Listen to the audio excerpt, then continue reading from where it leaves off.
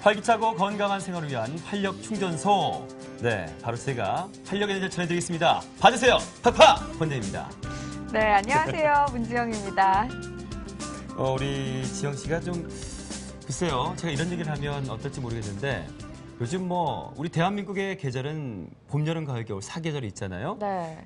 사계절 뚜렷하다 이런 얘기를 듣잖아요. 우리 대한민국의 날씨는.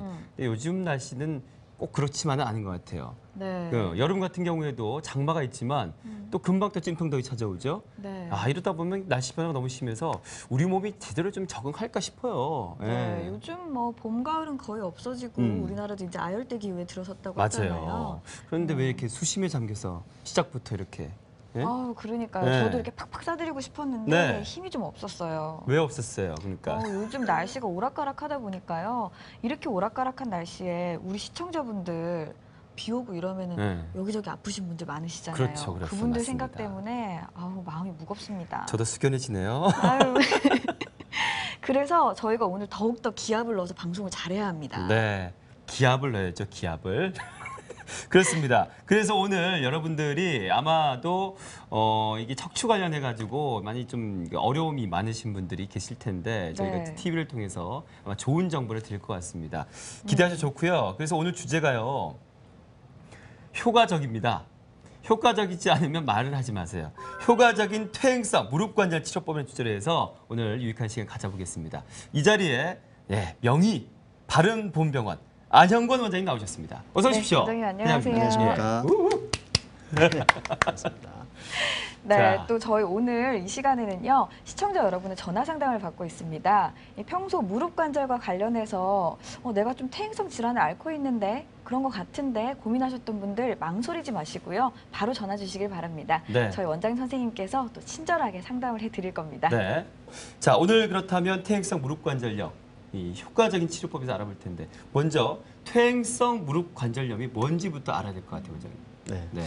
저희가 이제 퇴행성 관절염이라 하면 퇴행성이라는 건 저희가 평생을 살면서 관절을 이용하니까 관절이 마모가 되고 수명이 다해서 이제 연골이 없어지는 그런 병을 이제 퇴행성 관절염 그러는데요. 네. 우리 몸에 이제 여러 퇴행성 관절염 중에도 무릎이 퇴행성 관절염이 가장 많이 발생합니다. 왜냐하면 이제 무릎은 평생 우리가 걸으면서 체중을 지탱하고 관절을 움직이기 때문에 네. 우리 인체의 퇴행성 관절염 중에 무릎이 가장 많이 발생하는 그런 관절이 되겠습니다. 네. 네.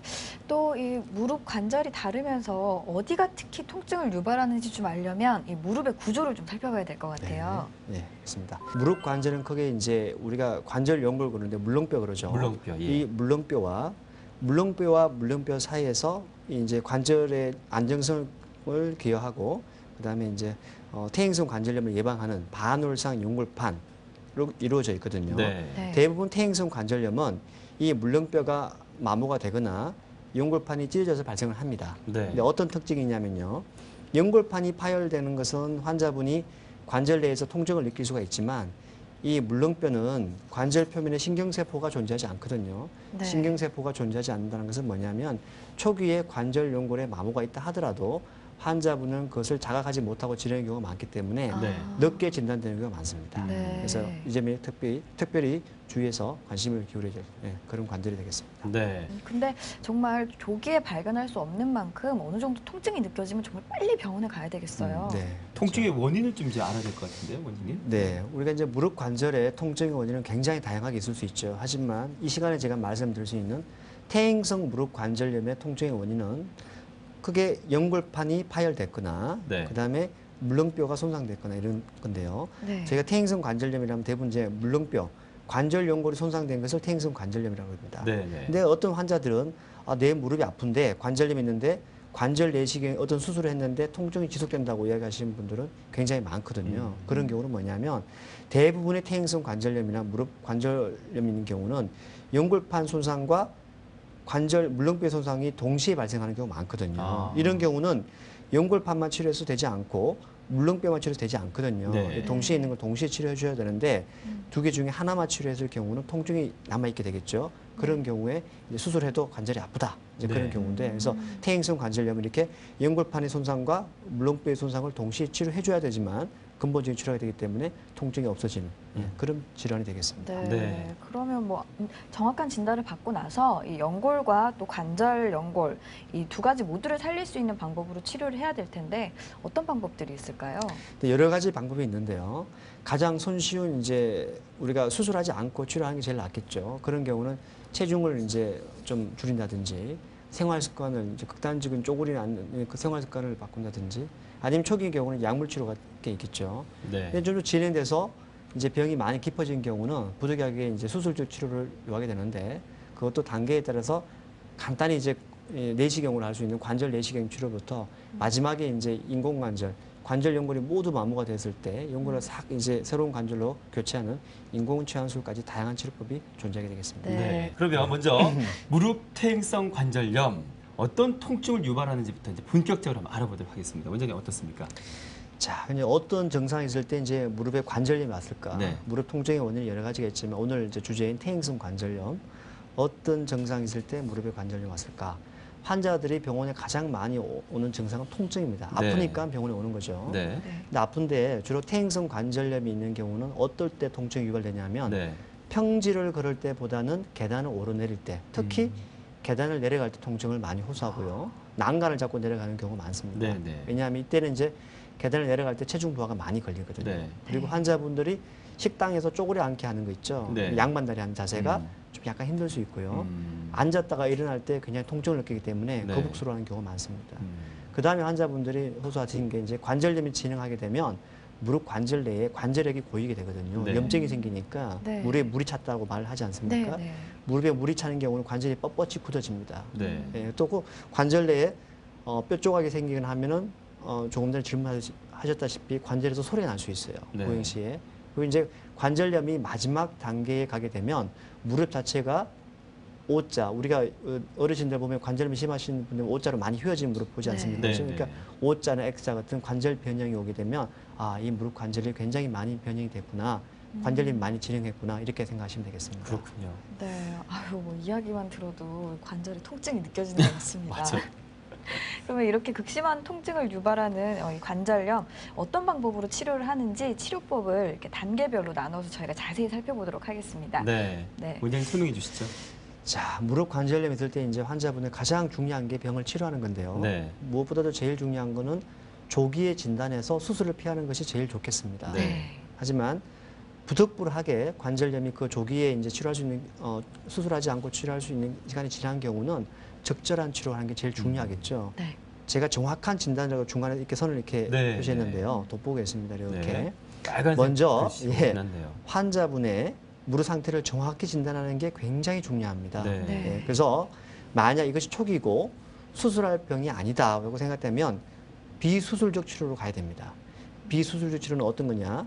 약물을 해서 염증 가려는 약을 먹든지 아니면 주사 치료하든지 네. 연골 주사 아니면 이제 체중을 감량해서 무릎의 부하를 줄여주든지 아니면 무릎 주위의 근력을 강화시키는 뭐 재활 치료, 수영 같은 거 하시든지 자 그렇게 해야 되고요. 그 다음에 이 단계를 어떻게 해서 간에 아 이거는 이제 비수술 치료는 단계 지난 것 같다.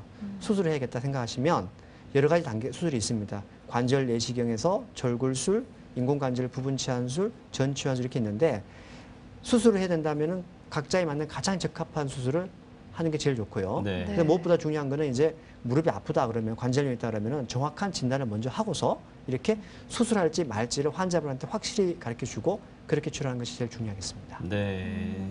그러면 이제 수술하지 않고 증상이 호전이 기다려주는 경우가 제일 낫겠죠. 네, 네. 이런 건 이제 초기 관절염인데요. 이런 경우는 어떤 것을 환자분 유의하셔야 되냐면 단기간에 증상이 호전이 없다 하더라도 인내를 가지고 꾸준히 치료에 임하는 것이 굉장히 중요합니다. 환자분들은 아, 내가 3개월, 4개월 치료했더니만 증상이 안 좋아지는데 이거 너무 힘들지 않냐 이렇게 말씀해 주는데 비수술적 치료로 정확히 진단이 됐다 그러면 수술을 얻을 수 있는 것이 없기 때문에 얻는 것보다 잃는 것이 많기 때문에 인내를 가지고 꾸준히 치료하는 게 중요하겠습니다. 네, 왜냐? 네. 체중을 빼는 것이 한 1, 2개월 만에 갑자기 확 빠지지는 않거든요. 네. 그래서 굉장히 오랫동안 이렇게 인내를 가지고 중요하고요.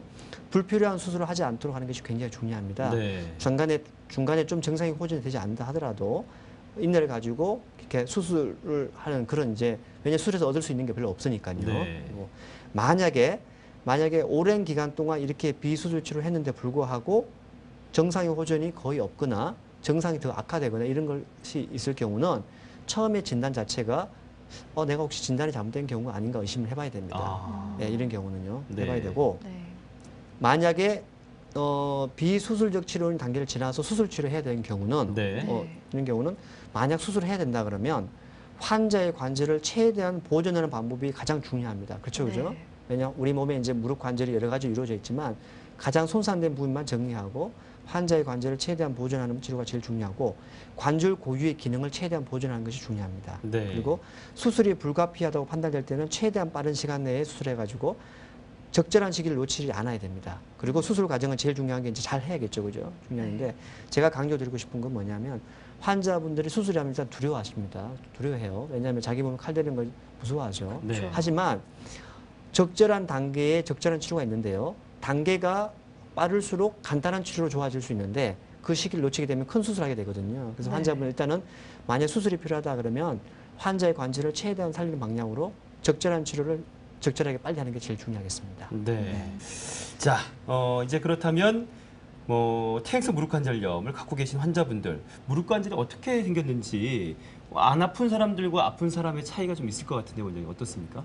퇴행성 관절이 많이 진행된 경우는요. 이제 일반적으로 이제 만약 연골 손상이 없는 경우는 무릎 모양 자체가 아주 예쁜 일자 모양이 많고요. 네. 관절염이 진행된 경우는 이제 외관상 보더라도 이제 무릎이 많이 변형이 많이 생겨 있는 경우죠. 그래서 병원에 환자가 무릎이 아파서 왔을 때 정확한 진단이 제일 중요하다 했는데 네. 네. 그 진단에 이제 환자분의 정확한 병력, 어떨 때 아픈지, 무릎 네. 자주 붓는지 이게 중요하고요. 그다음에 쉽게 할 수 있는 검사가 X선 검사입니다. X선을 검사하게 되면 관절염이 심하게 진행된 경우는 관절 연골이 많이 마모가 돼서 이 관절 간격이 붓게 되거든요. 네. 그런 경우는 쉽게 진단이 되지만 이렇게 초기인 경우는 X선상이 정상으로 보이는 경우가 있어요. 네. 하지만 환자분은 통증이 지속된다. 그러면은 이제 MRI라는 검사가 있습니다. MRI 네. 검사. 그러면 같은 환자의 무릎인데 X선상에는 정상으로 보이지만 MRI 찍으니까 한쪽 면에서는 관절이 모두 마모된 게 보이거든요. 그래서 이렇게 환자분이 통증은 지속되는데 X선상이 정상이라고 그걸 너무 방치하지 마시고 네. 만약에 계속 이제 이유 모를 통증이 지속된다 그러면은 정밀 검사, MRI 검사를 하셔가지고 관절에 혹시 숨어 있는 네. X선상이 찾지 못한 그런 병이 있지 않나라고 진단하는 것이 굉장히 중요하겠습니다. 네. 지금 말씀하신 그런 경우의 구체적인 사례를 좀 들어볼 수 있을까요? 네, 그 사례를 보고 제가 설명을 드리겠습니다. 네, 이제 첫 번째 사례는 57세 남자 환자인데요. 네. 젊어서부터 축구를 많이 한 환자입니다. 축구를 많이 했다는 것은 무릎에 무리가 많이 갔을 수 있다는 거거든요. 1년 전부터 우측 무릎에 통증이 있고 특히 계단 오르내리기 힘들고 조금만 무리하면 무릎에 물이 자주 차서 네. 자주 뺀 겁니다. 아. 물리치료를 받았죠. 네. 근데 이제 근처 병원에서 X선을 찍어보니까 아무 이상이 없다고 저러는 거예요. 그래서 네. 1년 동안 물리치료하고 약을 먹었는데 증상에 호전이 없고 또 아파지니까 저한테 온 건데 제가 MRI 찍어보니까 네. 연골판이 심하게 파열되어 있습니다. 그래서 이런 네. 경우는 관절 내시경으로 간단히 치료할 수 있는데요. 네. 이게 관절 내시경의 사진인데 관절 내시경은 이제 관절의 사진을 구멍을 뚫어서 보는 건데요. 네. 보면 이제 관절 연골은 깨끗한 거거든요. 이렇게 관절 연골인데요. 전혀 손상이 없습니다. 여기 보면 너플너플 찢어진 게 보이죠, 그죠? 네. 이게 연골판이 파열된 겁니다. 네. 이런 경우는 내시경으로 간단히 이렇게 연골판을 정리하게 되면 시술 시간도 한 10분 정도밖에 안 되고 아. 네. 환자분은 수술하면 바로 그날부터 일상생활에 전혀 문제가 없거든요. 네. 이렇게 연골판이 파열됐고 조기 진단이 가능하면 손쉬운 치료로 쉽게 치료가 잘 될 수 있는 그런 치료법이 되겠습니다. 네. 자, 이렇게 손쉽게 치료가 되는 경우 참 좋고 다행인데 이런 치료도 불구하고 이 통증이 사라지지 않는 아유. 이런 분들도 분명히 계시거든요. 네. 이런 분들을 위한 치료 방법이 또 있겠죠. 네, 그렇죠. 자, 제가 퇴행성 무릎 관절의 통증의 원인을 크게 두 가지를 했는데요. 연골판 파열이 있고 물렁뼈 손상이 있다고 그랬는데 그렇습니다. 연골판 파열 단독 손상은 이렇게 손쉬운 관절 내시경으로 파열된 연골판을 정리하면 통증이 없어집니다. 네. 네. 하지만 환자분이 관절 내시경 수술을 했는데 불구하고 계속 아프다고 하시는 분들은 여기에 물렁뼈 손상이 동시에 있는데 관절 연골에 물렁뼈 손상을 치료하지 않았기 때문에 통증이 남아 있는 겁니다. 네. 그럼 왜 이것은 치료 잘 되지 않느냐? 물렁뼈는 재생이 되지 않거든요. 한 번 손상이 되면 어떤 방법을 하도 재생이 잘 되지 않아요. 네. 그래서 이 치료가 근본적으로 되지 않았기 때문에 통증이 있는 겁니다. 자, 그래서 두 번째 치료 사를 제가 보여드릴게요. 네. 59세 여자 환자인데 1년 전에 타 병원에서 양쪽 무릎 관절경 수술을 받으신 거예요. 네. 근데 수술 후 한 달 정도에는 통증이 있었지만 또 재발됐고요. 네. 최근에 이제 일상생활에 굉장히 지장이 많은 겁니다. 보행 자체가 힘들어졌죠. MRI를 찍어보니까 이분이 X선상에서는 관절 연골에 마모가 있지만 심하지는 않았거든요. 네. 네. 근데 이렇게 하얗게 점선 부위가 보이죠, 이렇게요. 여기가 관절 연골인데요. 관절 연골 이렇게 마모된 부분이 이렇게 보이는 아. 겁니다. 퇴행성 관절염이 X선보다 훨씬 심하게 진행된 그렇군요. 경우죠. 이런 네. 경우는 이제 내시경으로 연골파는 치료했지만 관절 연골은 치료가 되지 않았기 때문에 통증이 지속되는 겁니다. 그럼 어떻게 치료해야 되냐? 관절 연골 손상된 것을 치료하셔야죠, 근본적으로. 네. 그래서 이분 같은 경우는 양쪽 무릎에 한쪽은 인공관절 달아있는 이제 관절 표면을 제거하고 네. 이제 인공관절만 이렇게 손상된 부분에 이렇게 인공관절을 삽입한 거고요. 네.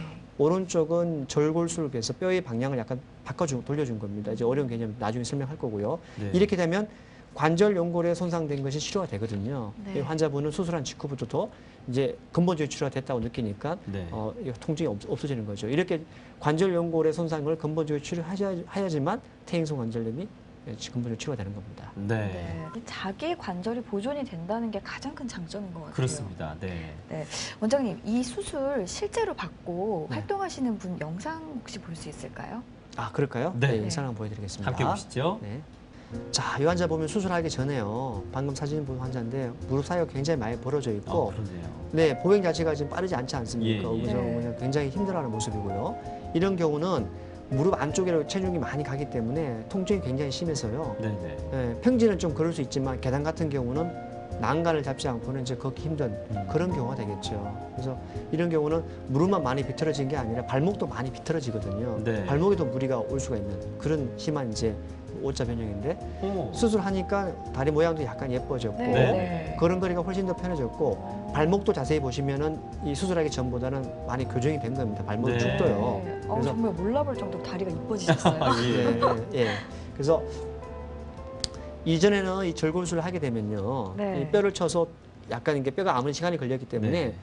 6주 동안은 발을 땅에 못 딛게 했어요. 네. 그래서 얼마나 힘듭니까 환자분들이. 그렇죠. 네. 요즘엔 하지만 수술 기법이 발달했고 특수 제작단 강력한 금속판이 나왔기 때문에 네. 수술하고 3일 뒤부터 걸을 수가 있어요 환자분이. 어. 이 때문에 이제 다리 모양도 예뻐지고 네. 자기 고유의 관절의 기능 모든 걸 다 살리고 그런 네. 굉장히 좋은 치료법이 되겠습니다. 아. 앞서선 절골술이란 치료 방법을 좀 저희가 좀 들어봤는데 네. 이 무릎 관절을 치료하는 방법이 절골술 외에도 다양한 방법이 많죠. 네, 그렇습니다. 이제 절골술로 도움받을 수 있는 환자가 있고, 네. 그다음에 이제 관절 마모가 더 심한 경우는 달아 있는 관절 연골을 이제 새로운 관절을 바꿔주는 인공 관절 수술로 크게 대변되는데요. 네.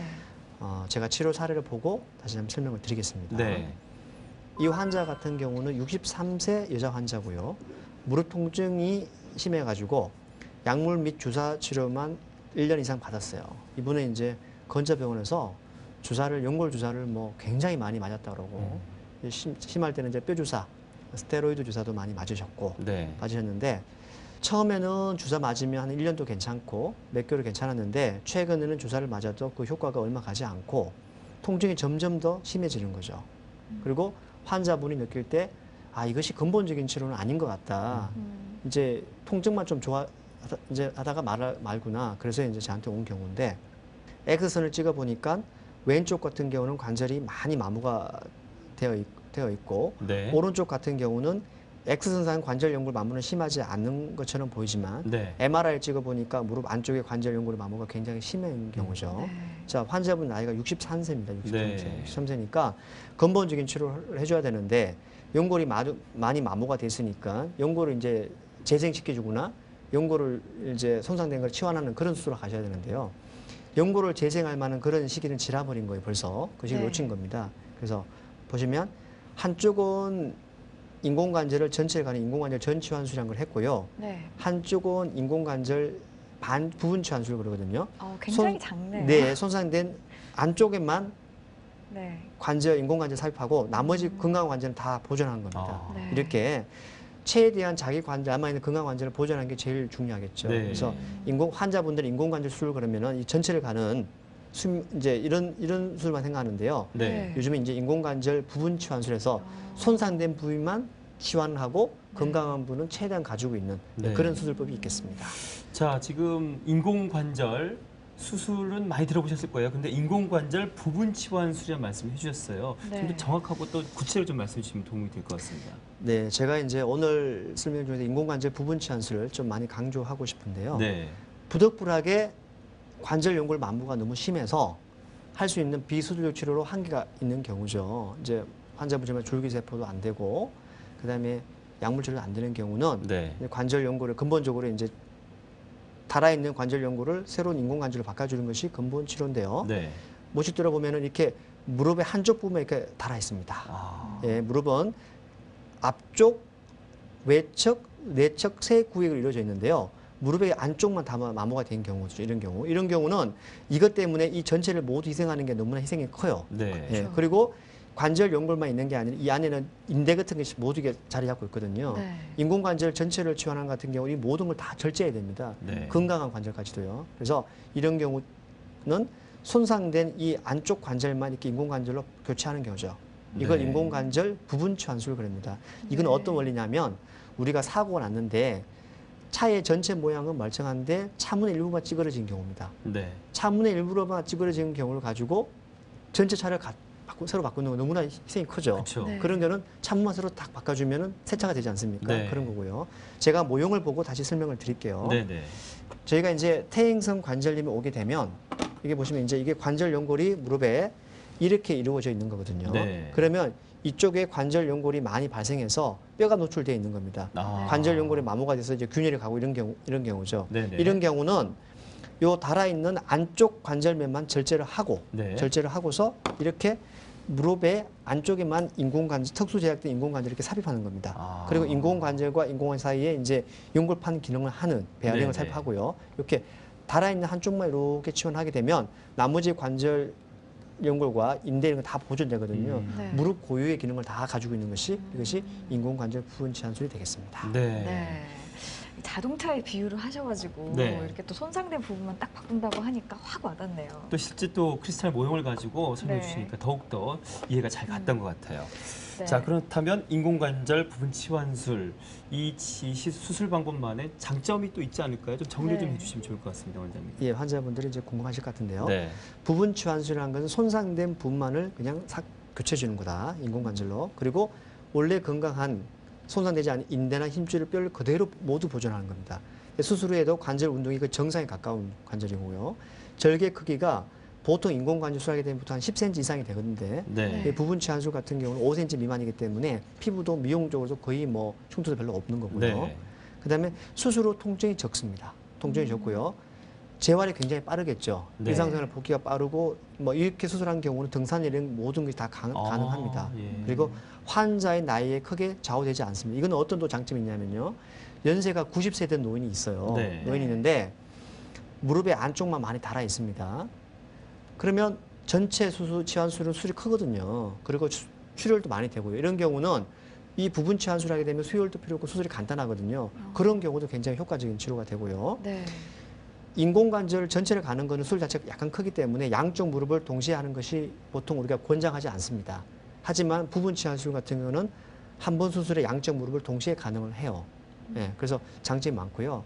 제가 일반적으로 무릎이 연골이 많이 마모된 경우를 통계를 보면은 30% 정도는 무릎의 안쪽에만 관절염이 국한된 경우입니다. 그러니까 네. 인공관절 수술의 3분의 1 정도는 이 부분 치환술로 가능한 거죠. 실제로 이제 의료 선진국이 미국인데요. 네. 미국에서 인공관절을 굉장히 많이 하고 있는데 지금 인공관절을 전체를 가는 거는 매년 9% 정도 성장을 하고 있고 이 부분만 가는 거는 38% 성장하고 있습니다. 그만큼 이제 의료 선진국 미국에서도 이 부분 치환술에 굉장히 장점이 많이 대두되고 있고 네. 수명 또한 전체 가는 것에 비해서 저는 적지 않아요. 비슷한 수명 20년 정도 바라보기 때문에 네. 만약에 관절 연골의 손상이 안쪽에만 국한된 경우는 이게 부분 치환술이 굉장히 큰 장점이 많이 가지고 있습니다. 그렇군요. 네. 네. 자, 그런데 이쯤 되니까 제가 좀 설명 듣다가 이런 궁금한 점이 생겼습니다. 이 손상된 부분이 적다면 말씀해 주신 대로 인공관절 부분 치환술을 하면 될 텐데 이제 퇴행성 관절염이 너무 심해서 많이 진행이 됐어요. 그래서 무릎 전체가 많이 손상된 분들도 치료를 받고 싶은데 어떻게 방법이 있겠죠? 네, 그렇죠. 네. 자, 치료 사례를 보고 설명드리겠습니다. 자, 이 환자 사진을 보면 심하시네요. 무릎이 굉장히 심하게 변이 됐죠. 네, 네. 차로 비유를 하면 창문만 좀 단순히 다친다는 거 아니라 차 자체가 이제 축이 많이 휘어진 그런 경우죠. 이 환자는 72세 여자 환자인데요. 젊어서부터 굉장히 심한 O자 무릎이었습니다. 네. 20년 전부터 무릎 통증이 심했지만 이제 수술이 두려우니까 침 치료, 뼈 주사 같은 걸 많이 맞고 지내오셨어요. 10년 전부터 인공관절 수술을 권유받으셨는데 수술 두려움이 있고 수술 결과에 대한 두려움이 있고 주변에 수술했더니만 안 좋은 사람이 너무 많더라. 그런 얘기를 네. 많이 들은 경우죠. 그래서 최근에는 보행이 힘들 정도로 통증이 심해지고요. 지인의 소개로 수술을 이제 결심하게 된 겁니다. 네. 자, 이런 경우는 X선을 보면은 무릎이 너무나 심하게 휘어져 있습니다. 그러네요. 이런 경우 네. 부분 치환술은 손상된 표면을 바꿀 수 있지만 이렇게 휘어진 축을 교정할 수는 없는 경우거든요. 네. 이런 경우는 부득불하게 우리가 인공관절 전 치환술에서 인공관절 전체를 가는 이런 수술이 필요하게 된 것이고요. 네. 자, 사진을 보면 수술하기 전에 이렇게 심하게 휘었던 무릎이 수술하고서 이렇게 예뻐졌지 않습니까? 네. 이렇게 됐고, 자, 이것도 또한 환자분들이 인공관절 하면은 이제 수술되는 결과가 굉장히 두렵고 큰 수술 생각하는데 네. 최근에는 수술 기법이 굉장히 많이 발달했고 수술 시간이 웬만하면 1시간 안에 다 끝나거든요. 네. 그래서 수술 시간도 빠르고 수술 다음 날부터 보행도 가능하고요. 수면도 굉장히 증가했습니다. 그래서 변형이 심하다면은 전체를 가는 걸 피할 수가 없는데 이런 수술 기법 또한 많이 발달했기 때문에 조금 전에 문의 오신 분이 이제 94세 네, 네. 노모인데 그래서 만약 84세만 돼도 이 수술을 할 수 있었거든요. 아. 그래서 적절한 시기에 만약에 수술 치료가 필요하다면은 수술 자체가 두렵지 않겠습니까? 네. 그래서 환자분들은 누가 수술하고 싶겠습니까? 네. 하지만 적절한 치료를 해야지만 이제 앞으로 아프지 않는 거니까 네. 이렇게 이런 경우는 마모가 많이 심하게 진행되고 관절 변형이 심한 경우는 인공관절 전치환술이 치료의 답이 되겠습니다. 그렇군요. 네. 사례가 또 한 가지 있습니까? 네. 네. 계속 소개해 주시죠. 네. 자, 이 환자는 65세 여자 환자인데요. 네. 오랜 기간 류마티스 관절염 치료를 받아온 겁니다. 저희가 지금까지 퇴행성 관절염은 무릎 O자로 많이 휘어진 경우인데 네. 네. 류마티스 관절염은 퇴행성 관절염과는 전혀 다른 그런 병이에요. 자기 스스로의 관절이 파괴되는 무서운 병이거든요. 그러니까 류마티스 관절염은 어떤 특징이 있냐면 무릎이 O자로 휘어지는 것이 아니라 이렇게 X자로 휘어집니다. X자로. 이 외반 반대로 변형. 안쪽으로 휘어지는 그렇죠. 네. 안쪽으로 휘어지죠. 이런 경우는 수술 자체가 굉장히 기법이 어려워요. 안쪽으로 하는 것보다는. 이런 경우는 부분 치환술 힘들겠죠. 그죠? 네, 변형이 네. 심하니까. 자, 이런 경우도 인공관절 전 치환술을 하게 되면 이렇게 수술하기 전에 심하게 변형이 되어 있지만 이렇게 예쁘게 일직선 되지 않습니까? 그죠? 이렇게 인공관절 전체로 갈아지면 네. 일상생활에 큰 지장이 없고 수술 자체가 굉장히 만족스러운 그런 치료법이 되겠습니다. 네. 자, 오늘 퇴행성 그 무릎 관절염의 효과적인 치료법에 대해서 이제 알아봤습니다. 오늘 아마 설명을 들으시면서 느끼셨을 거예요. 전화 상담도 했을 때도 느꼈었겠지만 네. 원장님이 참 세심하고 배려가 깊고 사려가 많으신 분이십니다. 네, 우리 원장님 누구신지 궁금하시죠? 바로 바른본병원의 안영권 원장님과 오늘 함께했습니다. 고맙습니다. 네, 감사합니다. 감사합니다. 네, 저희가 방송 중에 최대한 많은 분들 전화 상담 해드리려고 노력을 했는데요. 그래도 다 연결해드리지 못해서 너무 죄송합니다. 네. 하지만 이 방송 끝난 이후에도 전화 주시면 저희가 선생님과 또 연결을 해드리니까요. 그렇습니다. 궁금한 점 있으시면 망설이지 마시고 전화 주시길 바랍니다. 네, 오늘 더욱더 좋은 시간으로 만들기 위해서 원장님 수고해 주셨고요. 상담 전해 주신 분들 참 다시 한번 감사하다는 말씀 드립니다. 다음 시간에 더욱더 유익한 정보 가지고 찾아뵙겠습니다. 고맙습니다.